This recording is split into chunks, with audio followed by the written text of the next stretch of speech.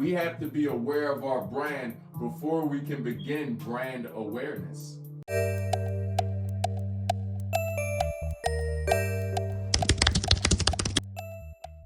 Welcome to another episode of Let's Get Rich. I'm Yahlil Lakwame, your host, and today I want to share with you 3 simple steps to finding your niche. First, I want to speak on why it's important to know your niche. Can I do that?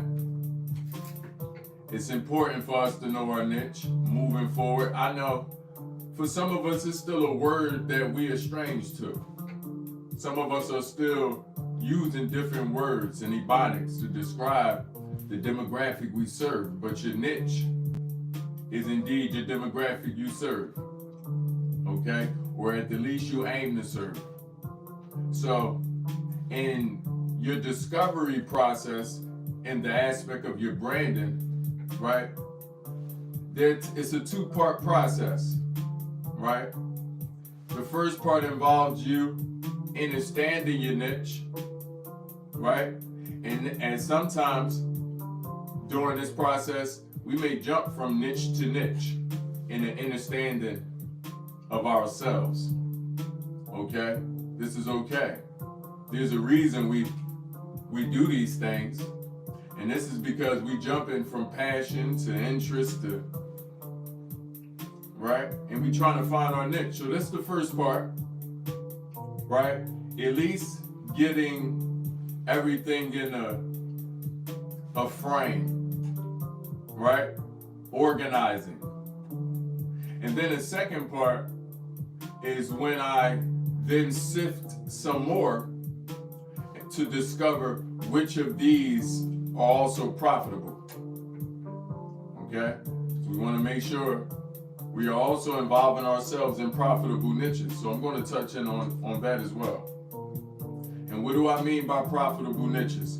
Niches that there is a large enough market, right, that can feed you and your brand and other brands.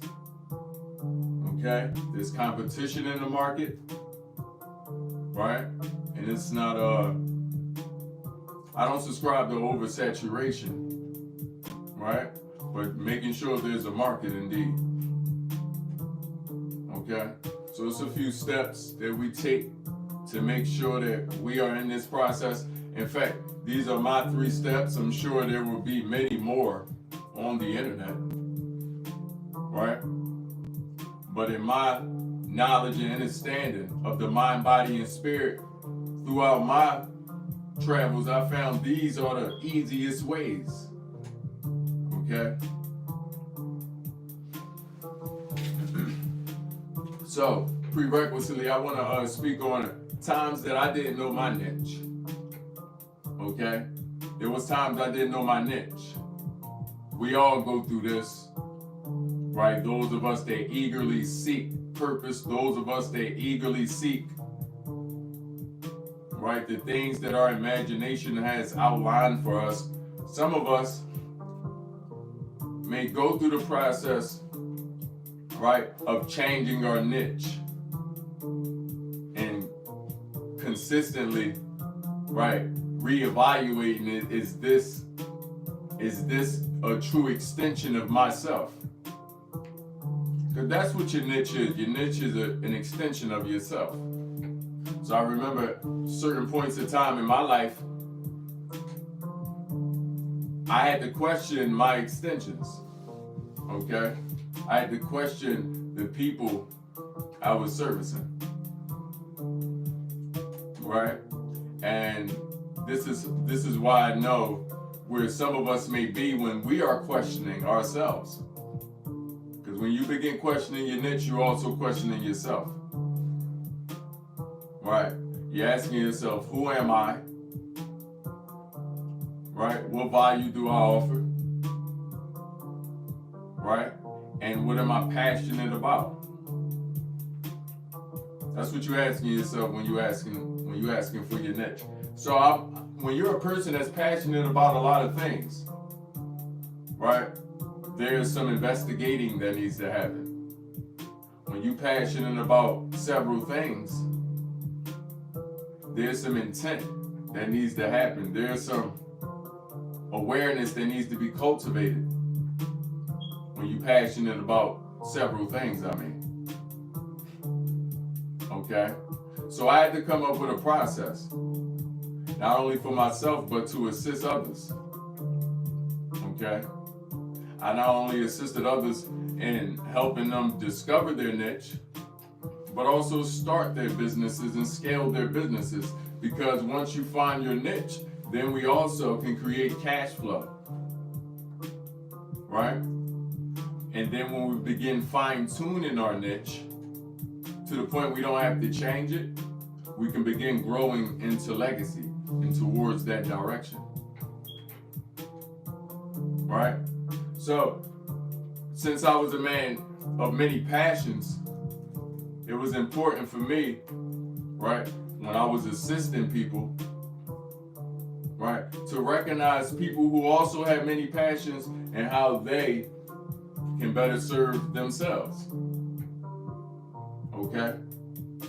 And I also not only mean the niches, because discovering your niche is one thing, but also your skills, attributes, and abilities.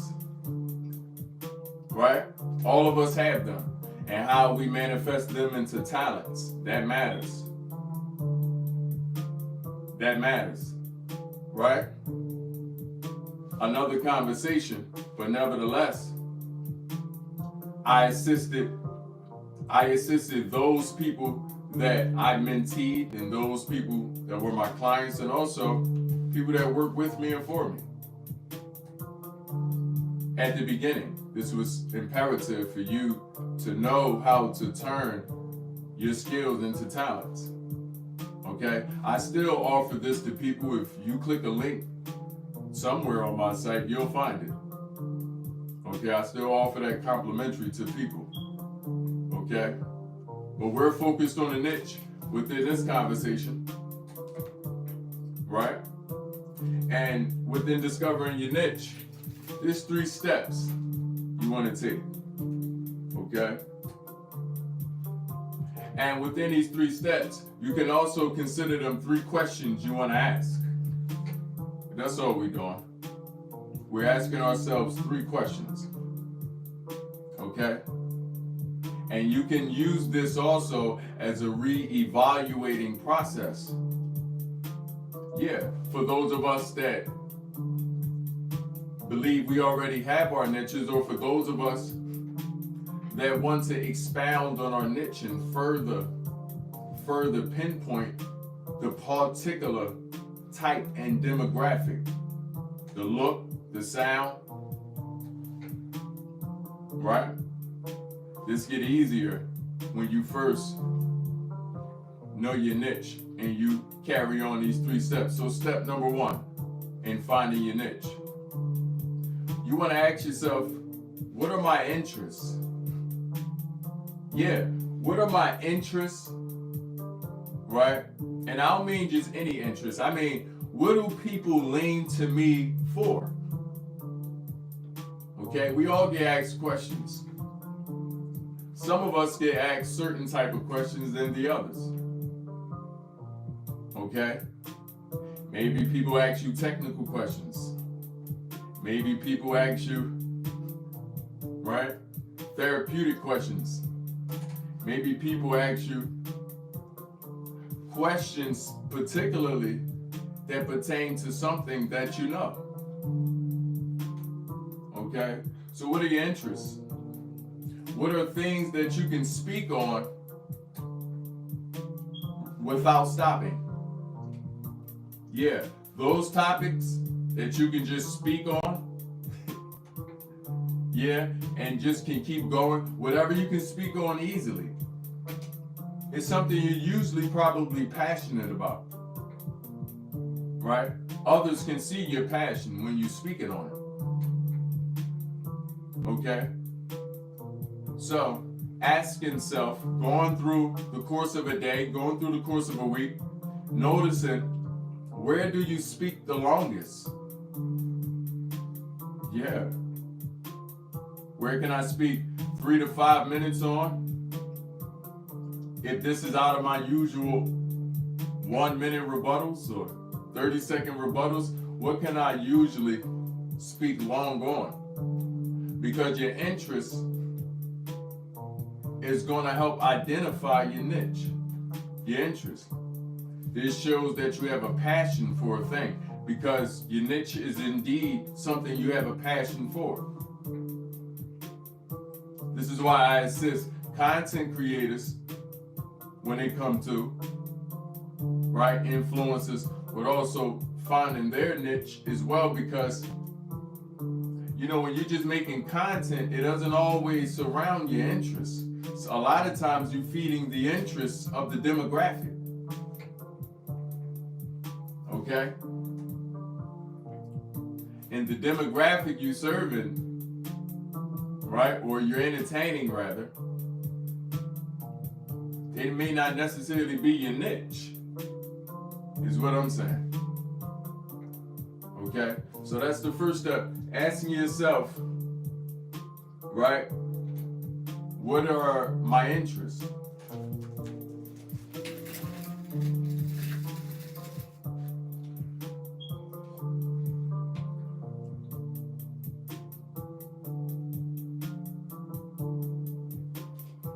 Okay? What are my interests? That's the first step. The second step, you can ask yourself, when we aim to find our niche, the second question you can ask is, where am I spending most of my money?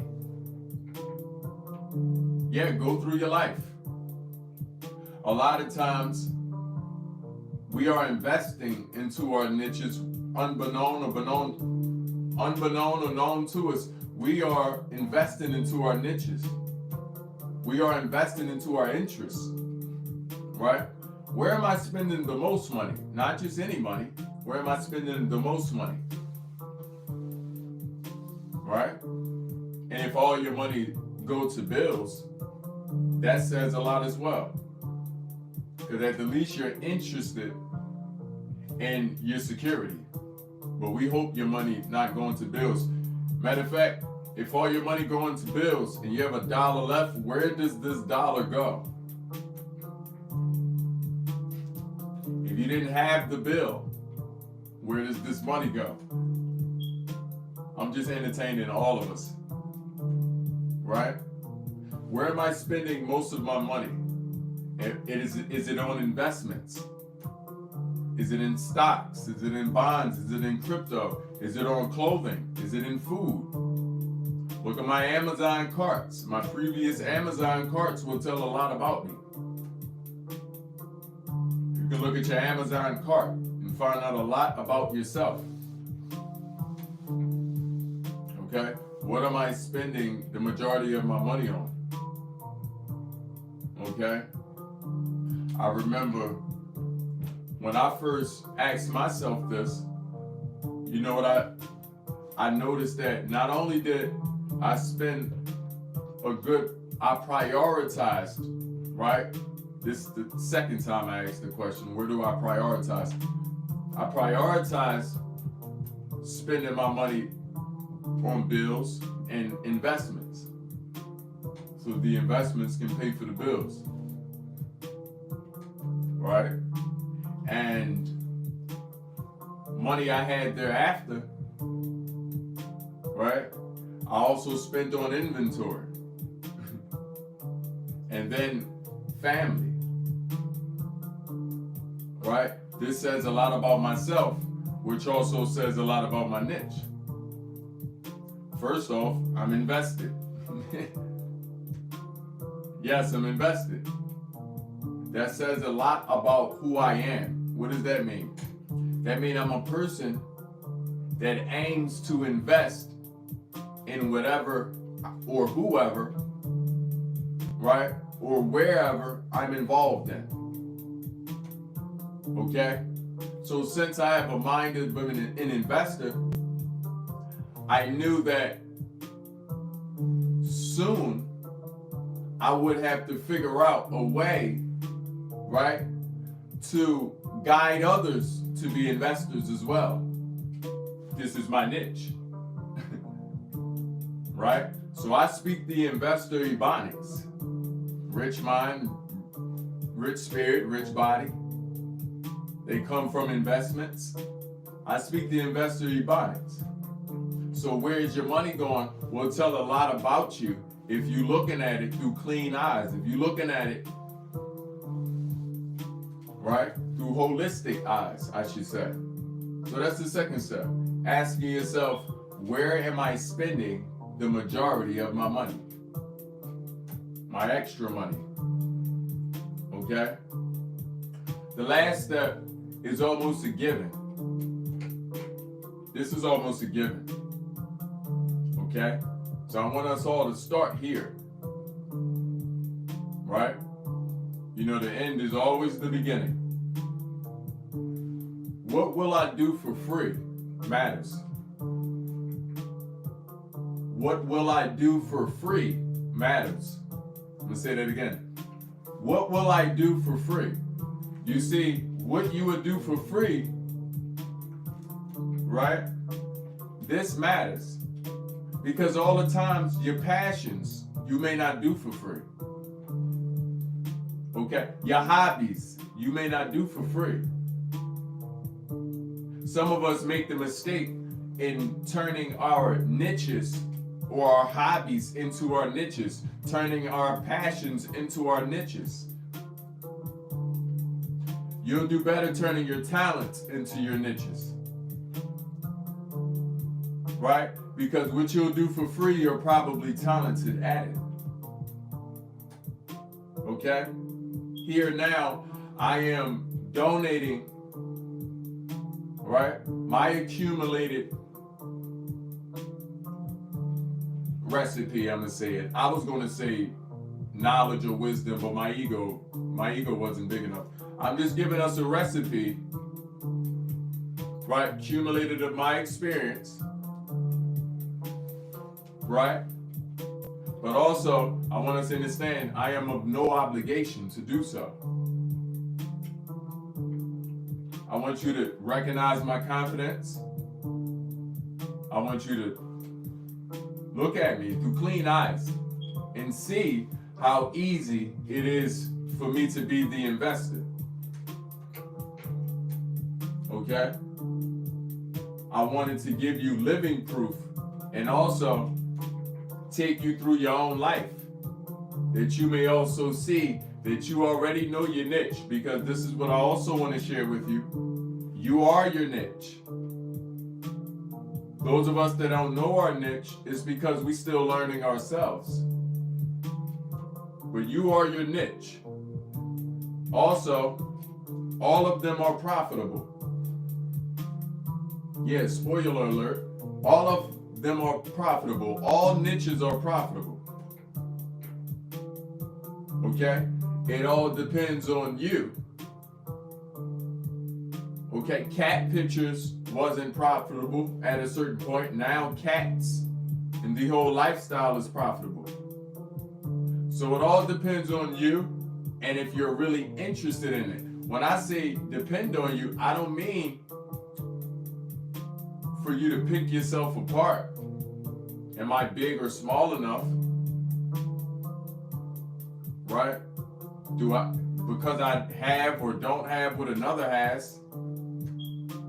Niches and the competitive space that they're in don't operate off of those biases. They operate on who's ever most interested in whatever they're doing, because if they're most interested, they're most passionate. And if they're most passionate, they're probably most talented as well. And they're most talented, that probably will be the most profitable thing for them to be doing, if it's not already profitable for them now already. Okay? So as you look into your life, utilize these 3 steps. Utilize these 3 questions to adjust wherever you are, right? To fine tune your niche, right? Or to reestablish it. Okay? And remember, you are the niche. I also want to remind us this. In discovering your niche, we need to know something. We need to know that it's going to require every bit of 3 to 7 years before your niche becomes profitable. Okay? I'm going to say it again. It's going to require 3 to several years before your niche become profitable. Okay? You know, the numbers sound familiar, right? They sound familiar to the number of years that it says businesses take to fail. And they say most businesses fail within 3 to 5 business years from starting. See where I'm going here? What am I saying? I'm saying that if your niche take 3 to several years to cultivate, to begin to profit from, right? You must understand, where's this window coming from? This is because it has to be cultivated. You have to learn your niche, learn your demographics, speak the Ebonics, dress the part, right? As you fully accept that you are, but also the marketplace has to also accept you as you build. Okay? So I want us to understand that you can view this as college. You can view it as college. I did. Even when I thought I was changing my niches, they was always college. And it felt so good to be going to school and getting paid for it. That's how you need to view your niche. That's how you need to view your learning process wherever you are, right? In business, wherever you are within your transition from corporate to business, wherever you are. View it as school. At the least, you're getting paid for it. Your pay rate may change, go up or down, possibly both within the same year, but that's okay. You're still getting paid for it, okay? And the best part about this, when you graduate, your payment, right, your reward would be your aspirations, your imaginations, the things you've toiled for 3 to several years. Okay? So I just wanted to explain that full process so we understand it. Okay? Shall you have any questions, comments, or concerns, feel free to book a consultation with me. I'll help you get clearer on your niche, of course. Okay? That we're able to move forward and add riches to our mind, riches to our spirit, riches to our body in every way. Okay? Because the more you grow personally, the more you invest in your personal development, which is going to be your entire life. I don't want you to think that's a certain time in life that you invest, then you get to go on vacation. No, this is going to be investment at the investment, spending the investment, spending the investment, and then you go off the earth. Okay? But the more you do, the more value you bring to your business, the more value you bring to your brand. Better than that, the more value you bring to your household, the more value you bring to yourself. Okay? Let's get rich. Let's go out there, know those niches. Let's go out there, fine-tune our Ebonics that we can speak to our demographic, the language that they need to be understood. Okay? Understand you have something valuable to offer your demographic.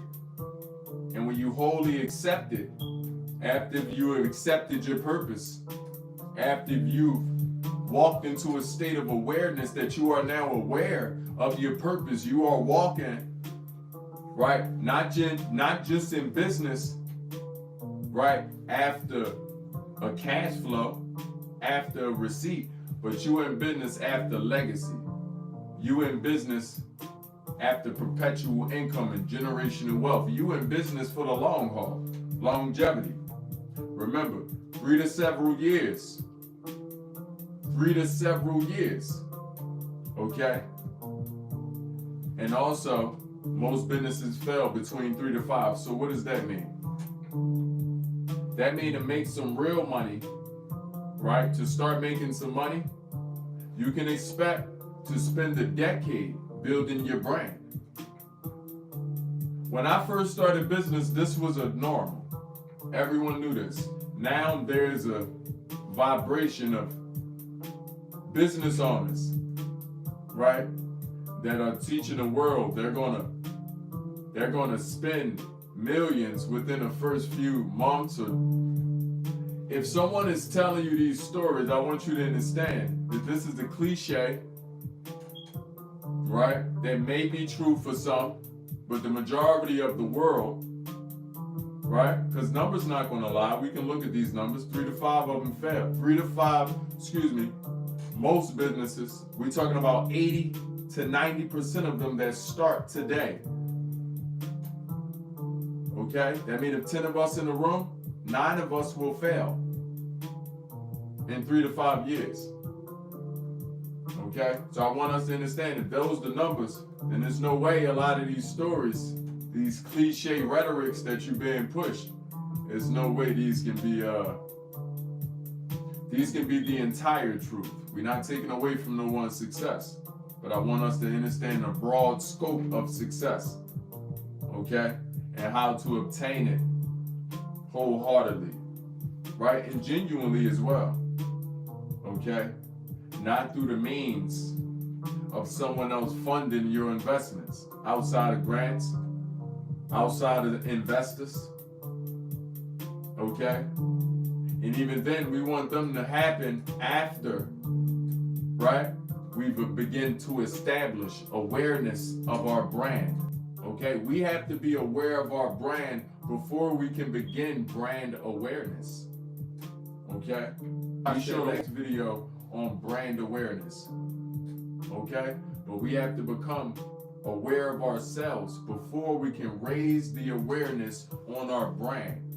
Because how can you tell a story about something you haven't even fine-tuned the story? Okay? I give us an example. If Jack of all trades and Jill too can do several things, then their story gonna sound a little disoriented when we go ahead and tell at the end of their days where Jack and Jill was. But let's just say Jack put down a bunch of things, found his niche, and only picked up a hammer.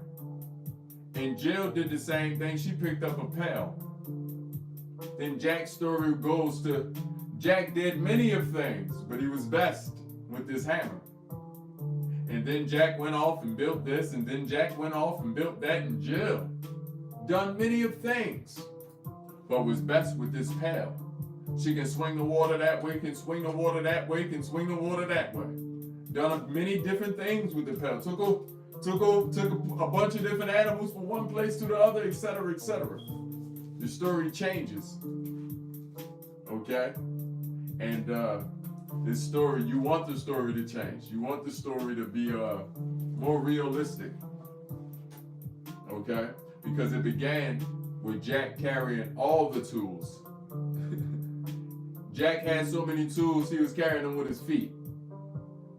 When you ask Jack what he can do, Jack had a list that rolled down his tongue. A list.